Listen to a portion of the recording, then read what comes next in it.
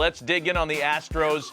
The Dusty Baker thing was finally made official. It's a one-year deal to manage the Astros. One-year deal with a club option for a second, and that term might surprise some people, but consider that it's very late in the offseason, and the Astros are doing this in a rushed manner because of what happened with the penalties and the firings of A.J. Hinch as manager and Jeff Luhnow as GM. So I don't know that they want to commit for very long, and this pattern might continue with the GM as well. I'm not so sure the GM is going to be signed long-term, and by doing this short-term, 1 year essentially, you can revisit the situation at the end of the season and determine, okay, do we want Dusty? Do we want to do something else?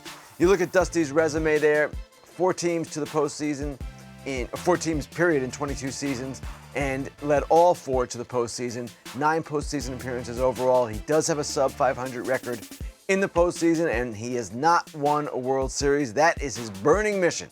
That is what he wants to do. 3-time manager of the year.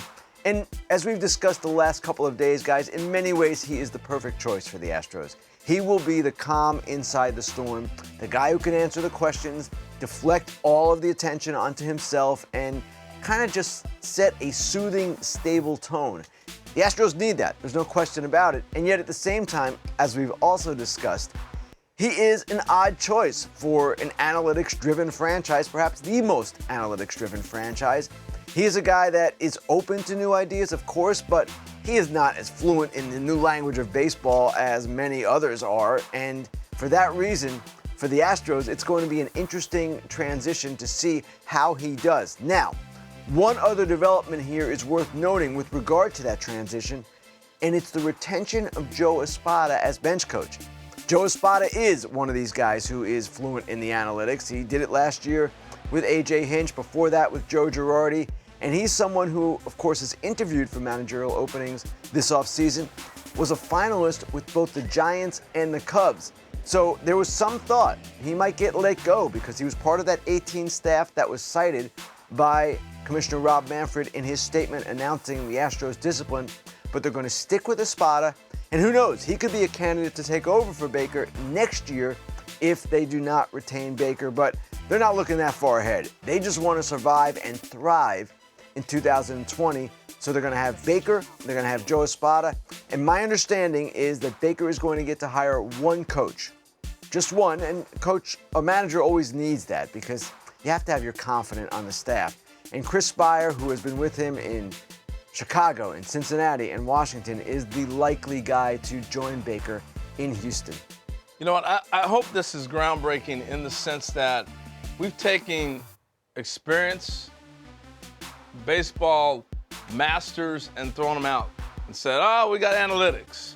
Hopefully this changes the narrative of that conversation. We get a guy back in there who is an astute, studied baseball manager and can handle all those things, and we debunk all this garbage. So I don't know that we need to debunk all this garbage. This garbage I'm saying is here to stay. Stop, Ken, let me talk. Go ahead. I'm saying, because everybody's gonna sit here and start texting.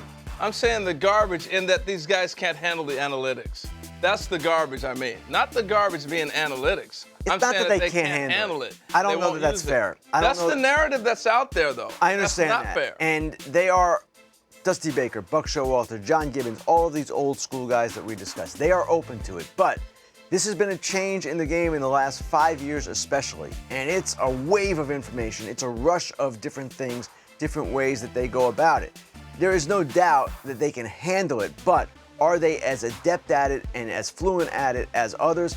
I would say the answer to that is clearly no. Now, the one thing I'm with you on, Harold. Are we playing a baseball game or what? Hold on. The one thing I'm with you on is this idea that a guy like Dusty Baker can't fit today, because what is Dusty Baker above all? A great leader. And we have gotten away from that. We've gotten away from the idea that this kind of skill is not necessary in baseball.